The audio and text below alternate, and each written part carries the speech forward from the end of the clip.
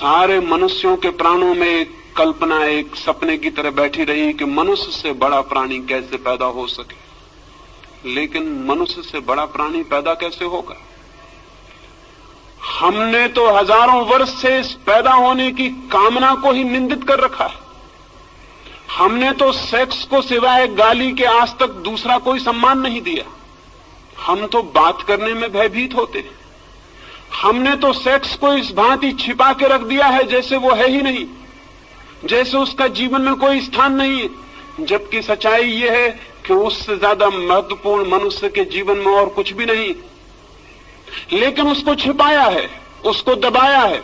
दबाने और छिपाने से मनुष्य सेक्स से मुक्त नहीं हो गया, बल्कि मनुष्य और भी बुरी तरह से सेक्स से ग्रसित हो गया है। दमन उल्टे परिणाम लाया है।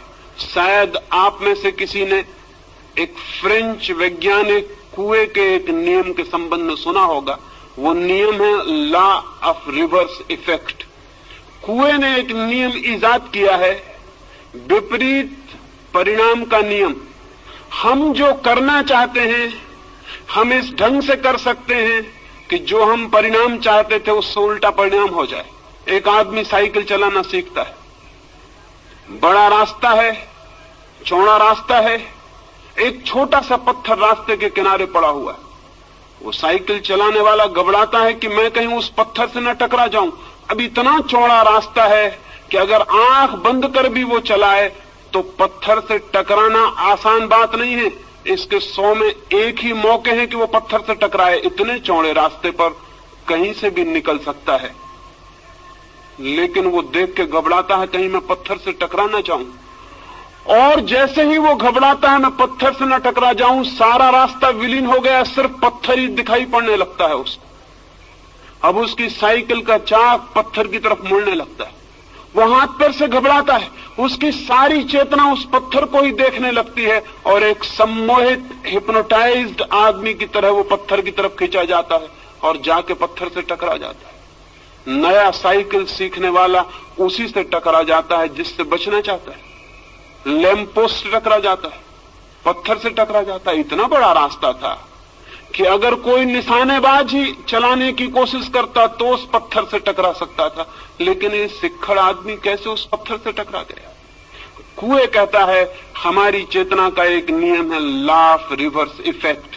हम जिस चीज से बचना चाहते हैं चेतना उसी पर केंद्रित हो जाती है और परिणाम में हम उसी से टकरा जाते हैं। 5000 वर्षों से आदमी सेक्स से बचना चाह रहा है और परिणाम इतना हुआ है कि गली कूचे हर जगह जहां भी आदमी जाता है वहीं सेक्स से टकरा जाता है। लॉ ऑफ रिवर्स इफेक्ट मनुष्य की आत्मा को पकड़े हुए। क्या कभी आपने ये सोचा कि आप चित्त को जहां से बचाना चाहते हैं चित्त वहीं आकर्षित हो जाता है, वहीं निमंत्रित हो जाता है? जिन लोगों ने मनुष्य को सेक्स के विरोध में समझाया उन लोगों ने ही मनुष्य को कामुक बनाने का जुम्मा भी अपने ऊपर ले लिया। मनुष्य की अति कामुकता गलत शिक्षाओं का परिणाम है और आज भी हम भयभीत होते हैं कि सेक्स की बात ना की जाए। क्यों भयभीत होते हैं? भयभीत इसलिए होते हैं कि हमें डर है कि सेक्स के संबंध में बात करने से लोग और कामुक हो जाएंगे। मैं आपको कहना चाहता हूं ये बिल्कुल ही गलत भ्रम है, ये 100% गलत है। पृथ्वी उसी दिन सेक्स से मुक्त होगी जब हम सेक्स के संबंध में सामान्य स्वस्थ बातचीत करने में समर्थ हो जाएंगे। जब हम सेक्स को पूरी तरह से समझ सकेंगे तो ही हम सेक्स का अतिक्रमण कर सकेंगे। जगत में ब्रह्मचर्य का जन्म हो सकता है, मनुष्य सेक्स के ऊपर उठ सकता है, लेकिन सेक्स को समझकर, सेक्स को पूरी तरह पहचान कर, उस ऊर्जा के पूरे अर्थ, मार्ग, व्यवस्था को जानकर उससे मुक्त हो सकता है। आंखें बंद कर लेने से कोई कभी मुक्त नहीं हो सकता। आंखें बंद कर लेने वाले सोचते हो कि आंख बंद कर लेने से शत्रु समाप्त हो गया तो वो पागल है। मरुस्थल में शुतुरमुर्ग भी ऐसा ही सोचता है। दुश्मन हमले करते हैं तो शुतुरमुर्ग रेत में सिर छिपा के खड़ा हो जाता है और सोचता है कि जब दुश्मन मुझे दिखाई नहीं पड़ रहा तो दुश्मन नहीं है। लेकिन ये तर्क, शुतुरमुर्ग को हम क्षमा भी कर सकते हैं, आदमी को क्षमा नहीं किया जा सकता। सेक्स के संबंध में आदमी ने शुतुरमुर्ग का व्यवहार किया है आज तक। वो सोचता है आंख बंद कर लो सेक्स के प्रति तो सेक्स मिट गया। अगर आंख बंद कर लेने से चीजें मिटती होती तो बहुत आसान थी जिंदगी, बहुत आसान होती दुनिया। आंखें बंद करने से कुछ मिटता नहीं, बल्कि जिस चीज के संबंध में हम आंखें बंद करते हैं, हम प्रमाण देते हैं कि हम उससे भयभीत हो गए हैं, हम डर गए हैं, वो हमसे ज्यादा मजबूत है, उससे हम जीत नहीं सकते, इसलिए हम आंख बंद करते हैं। आंख बंद करना कमजोरी का लक्षण है। और सेक्स के बाबत सारी मनुष्य जाति आंख बंद करके बैठ गई। न केवल आंख बंद करके बैठ गई है, बल्कि उसने सब तरह की लड़ाई भी सेक्स से ली और उसके परिणाम, उसके दुष्परिणाम सारे जगत में ज्ञात है। अगर 100 आदमी पागल होते हैं तो उसमें से 98 आदमी सेक्स को दबाने की वजह से पागल होते हैं। अगर हजारों स्त्रियां हिस्टीरिया से परेशान हैं तो उसमें से 100 में से 99 स्त्रियों के पीछे हिस्टीरिया के, मिर्गी के, बेहोशी के सेक्स की मौजूदगी है, सेक्स का दमन मौजूद है। अगर आदमी इतना बेचैन, अशांत, इतना दुखी और पीड़ित है तो इस पीड़ित होने के पीछे उसने जीवन की एक बड़ी शक्ति को बिना समझे उसकी तरफ पीठ खड़ी कर ली है, उसका कारण। और परिणाम उल्टे आते हैं। अगर हम मनुष्य का साहित्य उठाकर देखें, अगर किसी देवलोक से कभी कोई देवता आए या चंद्रलोक से या मंगल ग्रह से कभी कोई यात्री आए और हमारी किताबें पढ़े, हमारा साहित्य देखे, हमारी कविताएं पढ़े, हमारे चित्र देखे, तो बहुत हैरान हो जाएगा। वो हैरान हो जाएगा ये जानकर कि आदमी का सारा साहित्य सेक्स पर क्यों केंद्रित है, आदमी की सारी कविताएं सेक्सुअल क्यों हैं, आदमी की सारी कहानियां, सारे उपन्यास सेक्स पर क्यों खड़े हैं, आदमी की हर किताब के ऊपर नंगी औरत की तस्वीर क्यों है, आदमी की हर फिल्म नंगे आदमी की फिल्म क्यों है। वो आदमी बहुत हैरान होगा। अगर कोई मंगल से आके हमें इस हालत में देखेगा तो बहुत हैरान होगा। वो सोचेगा आदमी सेक्स के सिवाय क्या कुछ भी नहीं सोचता। और आदमी से अगर पूछेगा, बातचीत करेगा तो बहुत हैरान हो जाएगा। आदमी बातचीत करेगा आत्मा की, परमात्मा की, स्वर्ग की, मोक्ष की, सेक्स की कभी कोई बात नहीं करेगा। और उसका सारा व्यक्तित्व चारों तरफ से सेक्स से भरा हुआ है। वो मंगल ग्रह का वासी तो बहुत हैरान होगा। वो कहेगा बातचीत कभी नहीं की जाती जिस चीज की, उसको चारों तरफ से तृप्त करने की हजार हजार पागल कोशिशें क्यों की जा रही। आदमी को हमने परवर्ट किया है, विकृत किया है, और अच्छे नामों के आधार पर विकृत किया है। ब्रह्मचर्य की बात हम करते हैं, लेकिन कभी इस बात की चेष्टा नहीं करते कि पहले मनुष्य की काम की ऊर्जा को समझा जाए, फिर उसे रूपांतरित करने के प्रयोग भी किए जा सकते। बिना उस ऊर्जा को समझे दमन की, संयम की सारी शिक्षा मनुष्य को पागल, विक्षिप्त और रुग्ण करेगी। इस संबंध में कोई भी ध्यान नहीं। ये मनुष्य इतना रुग्ण, इतना दीनहीन कभी भी ना था, इतना विषाक्त भी ना था, इतना पॉइजनस भी ना था, इतना दुखी भी ना था। मैंने एक अस्पताल के पास से मैं निकलता था, मैंने एक तख्ते पर अस्पताल की एक सूचना लिखी हुई पढ़ी। लिखा था उस तख्ते पर, एक आदमी को बिच्छू ने काटा, उसका इलाज किया गया, वो 1 दिन में ठीक होकर घर वापस चला गया है। एक दूसरे आदमी को सांप ने काटा था, उसका 3 दिन में इलाज किया गया, वो स्वस्थ होकर घर वापस लौट गया है। उस पर तीसरी सूचना थी कि एक और आदमी को पागल कुत्ते ने काट लिया था, उसका 10 दिन से इलाज हो रहा है, वो काफी ठीक हो गया है और शीघ्र ही उसके पूरी तरह ठीक हो जाने की उम्मीद है। और उस पर एक चौथी सूचना भी थी कि एक आदमी को एक आदमी ने काट लिया था, उसे कई सप्ताह हो गए, वो बेहोश है और उसके ठीक होने की भी कोई उम्मीद नहीं है। मैं बहुत हैरान हुआ, आदमी का काटा हुआ इतना जहरीला हो सकता है। लेकिन अगर हम आदमी की तरफ देखेंगे तो दिखाई पड़ेगा आदमी के भीतर बहुत जहर इकट्ठा हो गया है। और उस जहर के इकट्ठे हो जाने का पहला सूत्र यह है कि हमने आदमी के निसर्ग को, उसकी प्रकृति को स्वीकार नहीं किया, उसकी प्रकृति को दबाने और जबरदस्ती तोड़ने की चेष्टा की। मनुष्य के भीतर जो शक्ति है उस शक्ति को रूपांतरित करने की, ऊंचा ले जाने की, आकाशगामी बनाने का हमने कोई प्रयास नहीं किया। उस शक्ति के ऊपर हम जबरदस्ती कब्जा करके बैठ गए हैं। वो शक्ति नीचे से ज्वालामुखी की तरह उबल रही है और धक्के दे रही है। वो आदमी को किसी भी क्षण उल्टा देने की चेष्टा कर रही, और इसलिए जरा सा मौका मिल जाता है तो आपको पता है सबसे पहली बात क्या होती। अगर एक हवाई जहाज गिर पड़े तो आपको सबसे पहले उस हवाई जहाज में अगर पायलट हो और आप उसके पास जाएं, उसकी लाश के पास, तो आपको पहला प्रश्न क्या उठेगा मन में? क्या आपको ख्याल आएगा ये हिंदू है या मुसलमान? नहीं। क्या आपको ख्याल आएगा कि ये भारतीय है कि चीनी? नहीं। आपको पहला ख्याल आएगा ये आदमी है या औरत। पहला प्रश्न आपके मन में उठेगा ये स्त्री है या पुरुष। क्या आपको ख्याल है इस बात का कि ये प्रश्न क्यों सबसे पहले ख्याल में आता है? भीतर दबा हुआ सेक्स है, उस सेक्स के दमन की वजह से बाहर स्त्रियां और पुरुष अतिशय उभर कर दिखाई पड़ते। क्या आपने कभी सोचा? आप किसी आदमी का नाम भूल सकते हैं, जाति भूल सकते हैं, चेहरा भूल सकते हैं। अगर मैं आपसे मिलूं या मुझे आप मिलें तो मैं सब भूल सकता हूं कि आपका नाम क्या था, आपका चेहरा क्या था, आपकी जाति क्या थी, उम्र क्या थी, आप किस पद पर थे, सब भूल सकता हूं। लेकिन कभी आपको ख्याल आया आप ये भी भूल सकें कि जिससे आप मिले थे वो आदमी थी या औरत? कभी आप भूल सके इस बात को कि जिससे आप मिले थे वो पुरुष है या स्त्री? कभी पीछे ये संदेह उठा मन में कि वो स्त्री है या पुरुष? नहीं, ये बात आप कभी भी नहीं भूल सके होंगे। क्यों? लेकिन जब सारी बातें भूल जाती हैं तो ये क्यों नहीं भूलता? हमारे भीतर मन में कहीं सेक्स बहुत अतिशय होकर बैठा है, वो 24 घंटे उबल रहा है, इसलिए सब बात भूल जाती है लेकिन ये बात नहीं भूलती। हम सतत सचेष्ट हैं।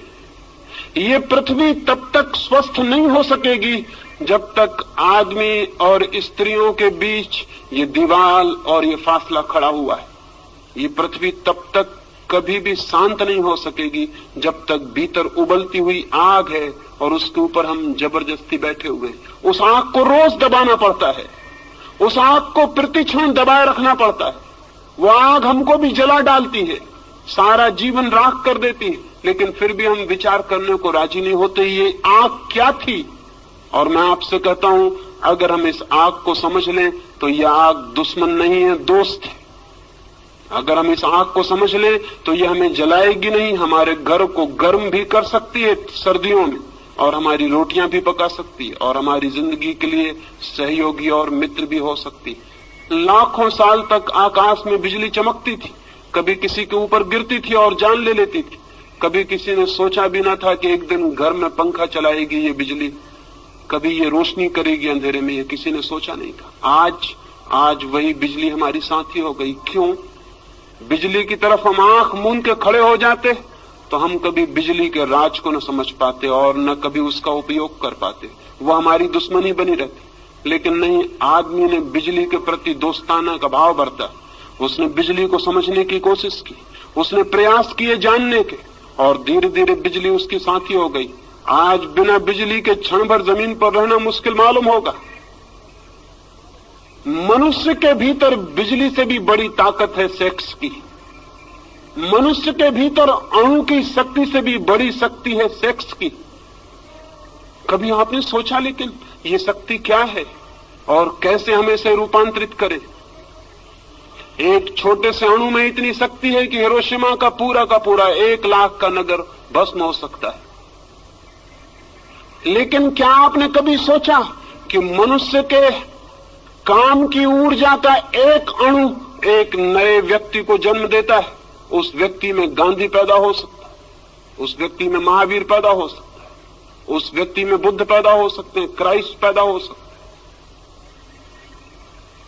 उससे आइंस्टीन पैदा हो सकता है और न्यूटन पैदा हो सकता है। एक छोटा सा अणु एक मनुष्य की काम ऊर्जा का एक गांधी को छिपाए हुए,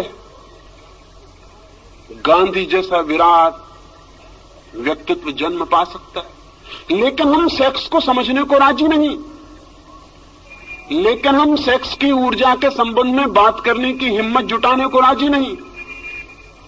कौन सा भय हमें पकड़े हुए है कि जिससे सारे जीवन का जन्म होता है, उस शक्ति को हम समझना नहीं चाहते? कौन सा डर है? कौन सी घबराहट है? मैंने पिछली बंबई की सभा में इस संबंध में कुछ बात की थी तो बड़ी घबराहट फैल गई। मुझे बहुत से पत्र पहुंचे कि आप इस तरह की बातें मत कहें, इस तरह की बात ही मत करें। मैं बहुत हैरान हुआ कि इस तरह की बात क्यों न की जाए। अगर शक्ति है हमारे भीतर तो उसे जाना क्यों न जाए, उसे क्यों न पहचाना जाए? और बिना जाने पहचाने, बिना उसके नियम समझे हम उस शक्ति को और ऊपर कैसे ले जा सकते हैं?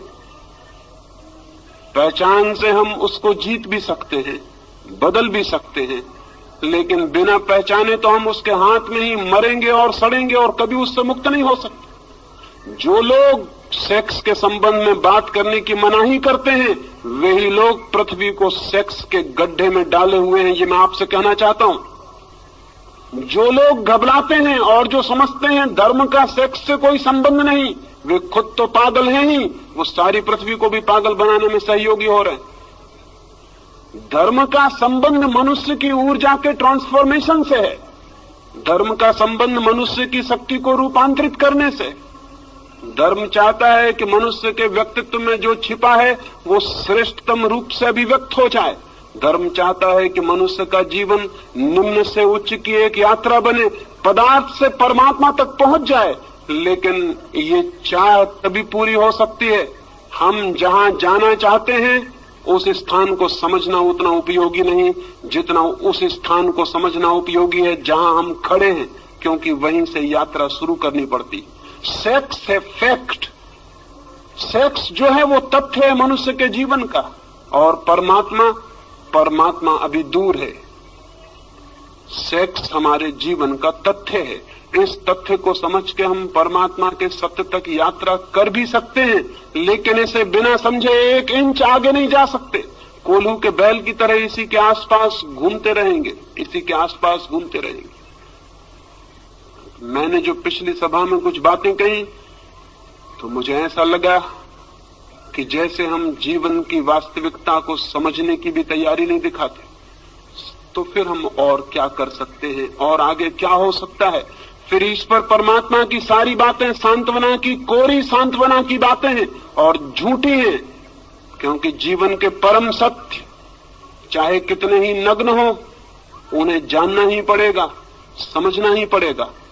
तो पहली बात तो ये जान लेनी जरूरी है कि मनुष्य का जन्म सेक्स से होता है। मनुष्य का सारा व्यक्तित्व सेक्स के अणुओं से बना हुआ है। मनुष्य का सारा प्राण सेक्स की ऊर्जा से भरा हुआ है। जीवन की ऊर्जा अर्थात काम की ऊर्जा। ये जो काम की ऊर्जा है, ये जो सेक्स एनर्जी है, ये क्या है? ये क्यों हमारे जीवन को इतने जोर से आंदोलित करती? क्यों हमारे जीवन को इतना प्रभावित करती? क्यों हम घूम घूम कर सेक्स के आसपास इर्द गिर्द ही चक्कर लगाते हैं और समाप्त हो जाते हैं? कौन सा आकर्षण है इसका?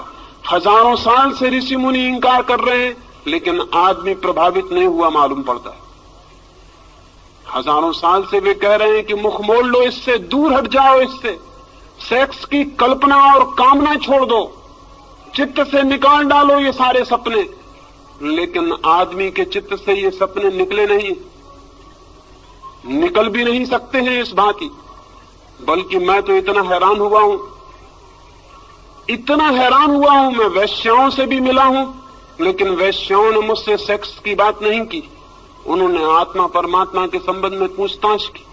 और मैं साधु सन्यासियों से भी मिलता हूं, वे जब भी अकेले में मिलते हैं तो सिवाय सेक्स के और किसी बात के संबंध में पूछताछ नहीं करते। मैं बहुत हैरान हुआ।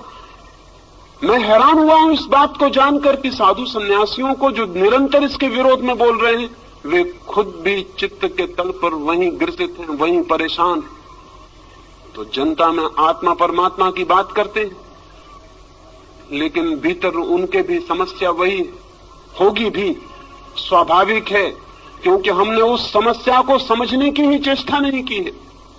हमने उस ऊर्जा के नियम भी नहीं जानने चाहे, और हमने कभी ये भी नहीं पूछा कि मनुष्य का इतना आकर्षण क्यों है, कौन सिखाता है सेक्स आपको, सारी दुनिया तो सिखाने के विरोध में सारे उपाय करती, माँ बाप चेष्टा करते हैं कि बच्चे को पता न चल जाए, शिक्षक चेष्टा करते हैं, धर्मशास्त्र चेष्टा करते हैं, कहीं कोई स्कूल नहीं, कहीं कोई यूनिवर्सिटी नहीं, लेकिन आदमी अचानक एक दिन पाता है कि सारे प्राण काम की आतुरता से भर गए।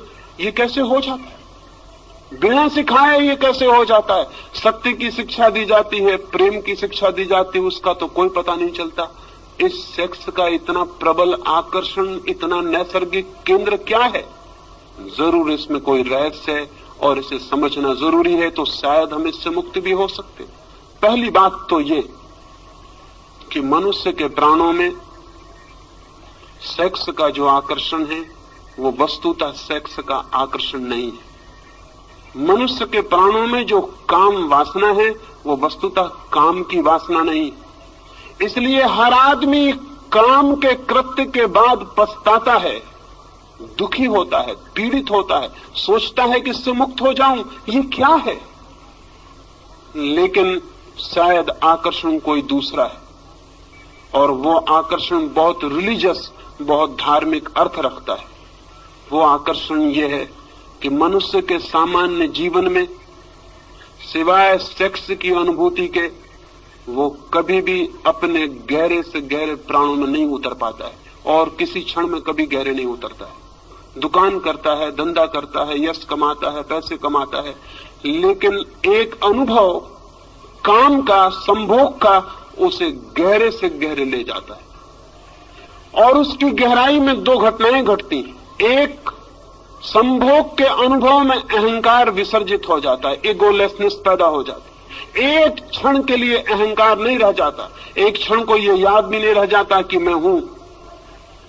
क्या आपको पता है, धर्म के श्रेष्ठतम अनुभव में मैं बिल्कुल मिट जाता है, अहंकार बिल्कुल शून्य हो जाता है। सेक्स के अनुभव में क्षण भर को अहंकार मिटता है, लगता है कि हूं या नहीं, एक क्षण को विलीन हो जाता है मेरापन का भाव। दूसरी घटना घटती है, एक क्षण के लिए समय मिट जाता है, टाइमलेसनेस पैदा हो जाती। जीसस ने कहा है समाधि के संबंध में, there shall be time no longer. समाधि का जो अनुभव है वहां समय नहीं रह जाता, वो कालातीत है, समय बिल्कुल विलीन हो जाता है, न कोई अतीत है न कोई भविष्य, शुद्ध वर्तमान रह जाता है। सेक्स के अनुभव में ये दूसरी घटना घटती है, न कोई अतीत रह जाता न कोई भविष्य, समय मिट जाता है, एक क्षण के लिए समय विलीन हो जाता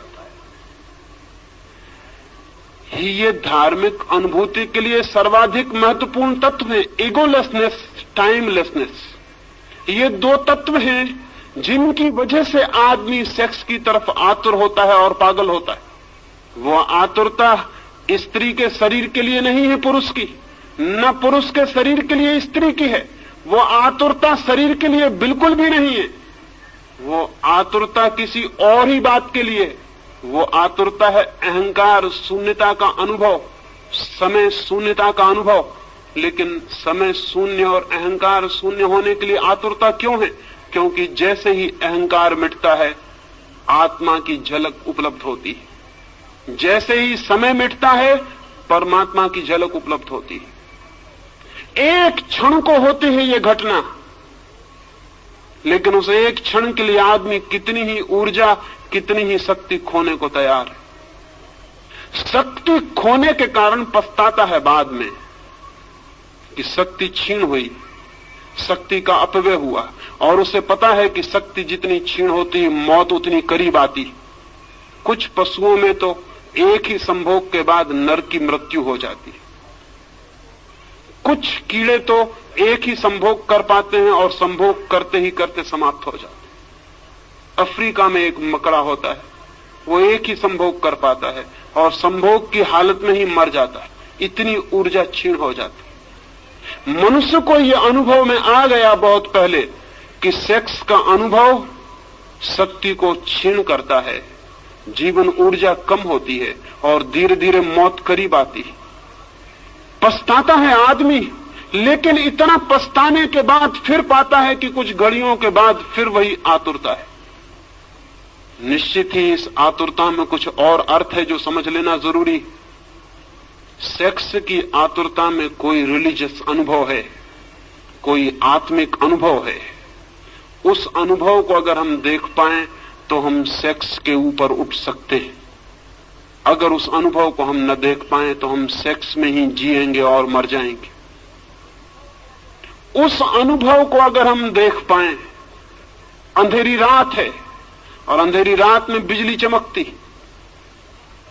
बिजली की चमक अगर हमें दिखाई पड़ जाए और बिजली को अगर हम समझ लें तो अंधेरी रात को हम मिटा भी सकते हैं। लेकिन अगर हम ये समझ लें कि अंधेरी रात के कारण बिजली चमकती है तो फिर हम अंधेरी रात को और घना करने की कोशिश करेंगे ताकि बिजली चमके। सेक्स की घटना में बिजली चमकती है, एक वो सेक्स से अतीत है, ट्रांसेंड करती है, पार से आती। उस पार के अनुभव को अगर हम पकड़ लें तो हम सेक्स के ऊपर उठ सकते हैं, अन्यथा नहीं। लेकिन जो लोग सेक्स के विरोध में खड़े हो जाते हैं वे अनुभव को समझ भी नहीं पाते कि वो अनुभव क्या है। वे कभी ये ठीक विश्लेषण भी नहीं कर पाते कि हमारी आतुरता किस चीज के लिए। मैं आपसे कहना चाहता हूं कि संभोग का इतना आकर्षण क्षणिक समाधि के लिए है, और संभोग से आप उस दिन मुक्त होंगे जिस दिन आपको समाधि बिना संभोग के मिलना शुरू हो जाएगी। उसी दिन संभोग से आप मुक्त हो जाएंगे, सेक्स से मुक्त हो जाएंगे। क्योंकि एक आदमी 1000 रुपए खोकर थोड़ा सा अनुभव पाता हो और कल हम उसे बता दें कि रुपए खोने की कोई जरूरत नहीं, इस अनुभव की तो खदानें भरी पड़ी हैं, तुम चलो इस रास्ते से और उस अनुभव को पालो, तो फिर वो 1000 रुपए खो के उस अनुभव को खरीदने बाजार में नहीं जाएगा। सेक्स जिस अनुभूति को लाता है, अगर वो अनुभूति किन्हीं और मार्गों से उपलब्ध हो सके तो आदमी का चित्त सेक्स की तरफ बढ़ना अपने आप बंद हो जाता है। उसका चित्त एक नई दिशा लेना शुरू कर देता है। इसलिए मैं कहता हूं, जगत में समाधि का पहला अनुभव मनुष्य को सेक्स के अनुभव से ही उपलब्ध हुआ है। लेकिन वो बहुत महंगा अनुभव है, वो अति महंगा अनुभव है। और दूसरे कारण है कि वो अनुभव कभी एक क्षण से ज्यादा गहरा नहीं हो सकता। एक क्षण को झलक मिलेगी और हम वापस अपनी जगह पर लौट आते। एक क्षण को किसी लोक में उठ जाते हैं, किसी गहराई पर, किसी पीक एक्सपीरियंस पर, किसी शिखर पर पहुंचना होता है और हम पहुंच भी नहीं पाते और वापस गिर जाते। जैसे समुद्र की एक लहर आकाश में उठती, उठ भी नहीं पाती, पहुंच भी नहीं पाती हवाओं में, सिर उठा भी नहीं पाती और गिरना शुरू हो जाता है। ठीक हमारा सेक्स का अनुभव, बार बार शक्ति को इकट्ठा करके हम उठने की चेष्टा करते हैं किसी गहरी जगत में, किसी ऊंचे जगत में। एक क्षण को हम उठ भी नहीं पाते और सब लहर बिखर जाती है, हम वापस अपनी जगह खड़े हो जाते हैं और उतनी शक्ति और ऊर्जा को गंवा देते हैं। लेकिन अगर सागर की लहर बर्फ का पत्थर बन जाए, जम जाए और बर्फ हो जाए, तो फिर उसे नीचे गिरने की कोई जरूरत नहीं है। आदमी का चित्त जब तक सेक्स के तरलता में बहता है तब तक वापस उठता है, गिरता है, उठता है, गिरता है, सारा जीवन यही करता है। और जिस अनुभव के लिए इतना तीव्र आकर्षण है, ईगोलेसनेस के लिए, अहंकार शून्य हो जाए, मैं आत्मा को जान लूं, समय मिट जाए और मैं उसको जान लूं जो इटर्नल है, जो टाइमलेस है, उसको जान लूं जो समय के बाहर है, अनंत और अनादि है, उसे जानने की चेष्टा में सारा जगत सेक्स के केंद्र पर घूमता रहता है। लेकिन अगर हम इस घटना के विरोध में खड़े हो जाएं सिर्फ, तो क्या होगा? तो क्या हम उस अनुभव को पालेंगे जो सेक्स से एक झलक की तरह दिखाई पड़ता? नहीं। अगर हम सेक्स के विरोध में खड़े हो जाते हैं तो सेक्स ही हमारी चेतना का केंद्र बन जाता। हम सेक्स से मुक्त नहीं होते, उससे बंध जाते। वो लॉ ऑफ रिवर्स इफेक्ट काम शुरू कर देता। फिर हम उससे बंध गए, फिर हम भागने की कोशिश करते हैं और जितनी हम कोशिश करते हैं उतने ही बंधते चले जाते हैं। एक आदमी बीमार था और बीमारी कुछ उसे ऐसी थी कि दिन रात उसे भूख लगती थी। सच तो यह है उसे बीमारी कुछ भी ना थी, भोजन के संबंध में उसने कुछ विरोध की किताबें पढ़ ली थी। उसने पढ़ लिया था कि भोजन पाप है, उपवास पुण्य है, कुछ भी खाना हिंसा करना है। जितना वो ये सोचने लगा कि भोजन करना पाप है, उतना ही भूख को दबाने लगा। जितनी भूख को दबाने लगा उतनी भूख असर्ट करने लगी, जोर से प्रकट होने लगी। तो वो 2-4 दिन उपवास करता था और एक दिन पागल की तरह कुछ भी खा जाता था। जब कुछ भी खा लेता था तो बहुत दुखी होता था, क्योंकि फिर खाने की तकलीफ झेलनी पड़ती थी। फिर पश्चाताप में 2-4 दिन उपवास करता था और फिर कुछ भी खा लेता। आखिर उसने तय किया कि ये घर रहते हुए नहीं हो सकेगा ठीक, मुझे जंगल चले जाना चाहिए। वो पहाड़ पर गया, एक हिल स्टेशन पर जाकर एक कमरे में रहा। घर के लोग भी परेशान हो गए थे। उसकी पत्नी ने ये सोचकर कि शायद वो पहाड़ पर अब जाके भोजन की बीमारी से मुक्त हो जाएगा, उसने खुशी में बहुत से फूल उसे पहाड़ पर भिजवाए कि मैं बहुत खुश हूं कि तुम शायद पहाड़ से स्वस्थ होकर वापस लौटोगे, मैं शुभकामना के रूप में ये फूल तुम्हें भेज रही हूं। उस आदमी का वापस तार आया। उसने तार में लिखा, many thanks for the flowers, they are so delicious. उसने तार किया कि बहुत धन्यवाद फूलों के लिए, बड़े स्वादिष्ट है। वो फूलों को खा गया वहां पहाड़ पर जो फूल उसको भेजे गए। अब कोई आदमी फूलों को खाएगा इसका हम ख्याल नहीं कर सकते, लेकिन जो आदमी भोजन से लड़ाई शुरू कर देगा वो फूलों को खा सकता है। आदमी सेक्स से लड़ाई शुरू किया और उसने क्या क्या सेक्स के नाम पर खाया है, इसका आपने कभी हिसाब लगाया? आदमी को छोड़कर, सभ्य आदमी को छोड़कर होमोसेक्सुअलिटी कहीं है? जंगल में आदिवासी रहते हैं, उन्होंने कभी कल्पना भी नहीं की है कि होमोसेक्सुअलिटी जैसी चीज भी हो सकती, कि पुरुष और पुरुष के साथ संभोग कर सकते हैं, ये भी हो सकता है। ये कल्पना के बाहर है। मैं आदिवासियों के पास रहा हूं और उनसे मैंने कहा कि सब लोग इस तरह भी करते हैं। वो कहने लगे हमारे विश्वास के बाहर है, ये कैसे हो सकता है? लेकिन अमेरिका में उन्होंने आंकड़े निकाले हैं, 35% लोग होमोसेक्सुअल, और बेल्जियम और स्वीडन और हालैंड में होमोसेक्सुअल्स के क्लब हैं, सोसाइटीज हैं, अखबार निकलते हैं, और वो सरकार से ये दावा करते हैं कि होमोसेक्सुअलिटी के ऊपर से कानून उठा दिया जाना चाहिए, क्योंकि 40% लोग जिसको मानते हैं, तो इतनी बड़ी माइनॉरिटी के ऊपर हमला है ये आपका। हम तो मानते हैं कि होमोसेक्सुअलिटी ठीक है, इसलिए हमको हक होना चाहिए। कोई कल्पना नहीं कर सकता कि ये होमोसेक्सुअलिटी कैसे पैदा हो गई। सेक्स के बाबत लड़ाई का ये परिणाम है। जितना सभ्य समाज है उतनी वेश्याएं हैं। कभी आपने ये सोचा कि वेश्याएं कैसे पैदा हो गई? किसी आदिवासी गांव में जाके वेश्या खोज सकते हैं आप? आज भी बस्तर के गांव में वेश्या खोजनी मुश्किल है, और कोई कल्पना मानने को राजी नहीं होता कि ऐसी स्त्रियां हो सकती हैं जो कि अपनी इज्जत बेचती हो, अपना संभोग बेचती हो। लेकिन सभ्य आदमी जितना सभ्य होता चला गया उतनी वेश्याएं बढ़ती चली गई। क्यों? ये फूलों को खाने की कोशिश शुरू हुई। और आदमी की जिंदगी में कितने विकृत रूप से सेक्स ने जगह बनाई है, इसका अगर हम हिसाब लगाने चलेंगे तो हम हैरान रह जाएंगे कि आदमी को क्या हुआ है। इसका जिम्मा किस पर है? किन लोगों पर है? इसका जिम्मा उन लोगों पर है जिन्होंने आदमी को सेक्स को समझना नहीं, लड़ना सिखाया है, जिन्होंने सप्रेशन सिखाया है, जिन्होंने दमन सिखाया है। दमन के कारण सेक्स की शक्ति जगह जगह से फूटकर गलत रास्तों से बहनी शुरू हो गई। सारा समाज पीड़ित और रुग्ण हो गया है। इस रुग्ण समाज को अगर बदलना है तो हमें ये स्वीकार कर लेना होगा, काम की ऊर्जा है, काम का आकर्षण है। क्यों है काम का आकर्षण? काम के आकर्षण का जो बुनियादी आधार है उस आधार को अगर हम पकड़ लें तो मनुष्य को हम काम की जगत से ऊपर उठा सकते हैं, और मनुष्य निश्चित काम के जगत के ऊपर उठ जाए तो ही राम का जगत शुरू होता है। खजुराहो के मंदिर के सामने मैं खड़ा था और 10-5 मित्रों को लेकर वहां गया था। खजुराहो के मंदिर के चारों तरफ की दीवार पर तो मैथुन चित्र है, काम वासनाओं की मूर्तियां हैं।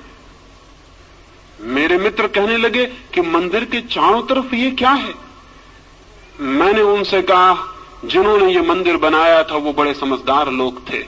उनकी मान्यता ये थी कि जीवन की बाहर की परिधि पर काम है, और जो लोग अभी काम से उलझे हैं उनको मंदिर में भीतर प्रवेश का कोई हक नहीं। फिर मैं अपने मित्रों को कहा भीतर चले, फिर उन्हें भीतर लेकर गया। वहां तो कोई काम प्रतिमा ना थी, वहां भगवान की मूर्ति थी। वे कहने लगे भीतर कोई प्रतिमा नहीं है। मैंने उनसे कहा कि जीवन की बाहर की परिधि पर काम वासना है, जीवन की बाहर की परिधि दीवार पर काम वासना है, जीवन के भीतर भगवान का मंदिर है। लेकिन जो अभी काम वासना से उलझे हैं वे भगवान के मंदिर में प्रवेश के अधिकारी नहीं हो सकते। उन्हें अभी बाहर की दीवार का ही चक्कर लगाना पड़ेगा। जिन लोगों ने ये मंदिर बनाया था वे बड़े समझदार लोग थे। ये मंदिर एक मेडिटेशन सेंटर था, ये मंदिर एक ध्यान का केंद्र था। जो लोग आते थे उनसे वो कहते थे बाहर पहले मैथुन के ऊपर ध्यान करो, पहले सेक्स को समझो, और जब सेक्स को पूरी तरह समझ जाओ और तुम पाओ कि मनुष्य मुक्त हो गया है तब तुम भीतर आ जाना, फिर भीतर भगवान से मिलना हो सकता है। लेकिन धर्म के नाम पर हमने सेक्स को समझने की स्थिति पैदा नहीं की, सेक्स की शत्रुता पैदा कर दी। सेक्स को समझो मत, आंख बंद कर लो और घुस जाओ भगवान के मंदिर में आंख बंद करके। आंख बंद करके कभी कोई भगवान के मंदिर में जा सका है? और आंख बंद करके अगर आप भगवान के मंदिर में पहुंच भी गए तो बंद आंख में आपको भगवान दिखाई नहीं पड़ेंगे, जिससे आप भाग कर आए हैं वही दिखाई पड़ता रहेगा, आप उसी से बंधे रह जाएंगे। शायद कुछ लोग मेरी बातें सुन के समझते हैं कि मैं सेक्स का पक्षपाती हूं। मेरी बातें सुन के शायद लोग समझते हैं कि मैं सेक्स का प्रचार करना चाहता हूं। अगर कोई ऐसा समझता हो तो उसने मुझे कभी सुना ही नहीं है, ऐसा उससे कह देना। इस समय पृथ्वी पर मुझसे ज्यादा सेक्स का दुश्मन आदमी खोजना मुश्किल है, और उसका कारण यह है कि मैं जो बात कह रहा हूं अगर वो समझी जा सकी तो मनुष्य जाति को सेक्स के ऊपर उठाया जा सकता है, अन्यथा नहीं। और जिन थोथे लोगों को हमने समझा है वो सेक्स के दुश्मन थे, वो सेक्स के दुश्मन नहीं थे। उन्होंने सेक्स में आकर्षण पैदा कर दिया, सेक्स से मुक्ति पैदा नहीं की। सेक्स में आकर्षण पैदा हो गया विरोध के कारण। मुझसे एक आदमी ने कहा है कि जिस चीज का विरोध ना हो उसको करने में कोई रस ही नहीं रह जाता। चोरी के फल खाने जितने मधुर और मीठे होते हैं उतने बाजार से खरीदे गए फल कभी नहीं होते। इसलिए अपनी पत्नी उतनी मधुर कभी नहीं मालूम पड़ती जितनी पड़ोसी की पत्नी मालूम पड़ती। वो चोरी के फल हैं, वो वर्जित फल है। और सेक्स को हमने एक ऐसी स्थिति दे दी, एक ऐसा चोरी का जामा पहना दिया, एक ऐसे झूठ के लिबास में छिपा दिया, ऐसी दीवारों में खड़ा कर दिया कि उसने हमें तीव्र रूप से आकर्षित कर लिया। बर्ट्रैंड रसल ने लिखा है कि जब मैं छोटा बच्चा था, विक्टोरियन जमाना था, स्त्रियों के पैर भी दिखाई नहीं पड़ते थे। वो कपड़े पहनती थी जो जमीन पर घसटता था और पैर नहीं दिखाई पड़ता था। अगर कभी किसी स्त्री का अंगूठा दिख जाता था तो आदमी आतुर होकर अंगूठा देखने लगता था और काम वासना जग जाती थी। और रसल कहता है कि अब स्त्रियां करीब करीब आधी नंगी घूम रही और उनका पैर पूरा दिखाई पड़ता लेकिन कोई असर नहीं होता। तो रसल ने लिखा है कि इससे ये सिद्ध होता है कि हम जिन चीजों को जितना ज्यादा छिपाते हैं उन चीजों में उतना ही कुत्सित आकर्षण पैदा होता है। अगर दुनिया को सेक्स से मुक्त करना है तो बच्चों को ज्यादा देर तक घर में नग्न रहने की सुविधा होनी चाहिए। जब तक बच्चे घर में नग्न खेल सकें, लड़के और लड़कियां, उन्हें नग्न खेलने देना चाहिए ताकि वो एक दूसरे के शरीर से भली भांति परिचित हो जाएं और कल रास्तों पर उनको किसी स्त्री को धक्का देने की कोई जरूरत न रह जाए। ताकि वे एक दूसरे के शरीर से इतने परिचित हो जाएं कि किसी किताब पर नंगी औरत की तस्वीर छापने की कोई जरूरत न रह जाए। वे शरीर से इतने परिचित हों कि शरीर का कुत्सित आकर्षण विलीन हो सके। लेकिन बड़ी उल्टी दुनिया है। जिन लोगों ने शरीर को ढांक के छिपा के खड़ा किया है, उन्हीं लोगों ने शरीर को इतना आकर्षित बना दिया है, ये हमारे ख्याल में नहीं आता। जिन लोगों ने शरीर को जितना ढांक के छिपा दिया है, शरीर को उतना ही हमारे मन में चिंतन का विषय बना दिया, ये हमारे ख्याल में नहीं आता।